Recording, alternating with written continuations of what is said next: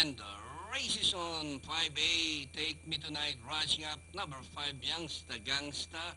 AJ Special, down on the inside, Idas Julian Seketa.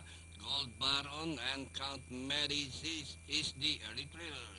Two runners fighting around for the lead. Youngsta Gangsta, AJ Special. Seketa down on the inside, third alongside Idas Julian. Take Me Tonight is racing in fifth by the Red Gold Baron. And here comes Count Mary sees the 600. That's still Youngsta Gangsta by a length and a half. AJ Special, Idas Julian, racing from the outside 5A. And this one is Take Me Tonight. Seketa sneaking down on the inside. Count Mary sees five runners fighting around for the lead. Idas Julian Seketa as they swing for home. Seketa, Idas Julian fighting it up for the lead. 5-8, Take Me Tonight is under further outside. Idas Julian Seketa, Take Me Tonight is on the outside.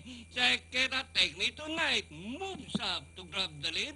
And finally, 5-8, Take Me Tonight. Second Seketa, Idas Julian, Count Mary's Gold Baron 5.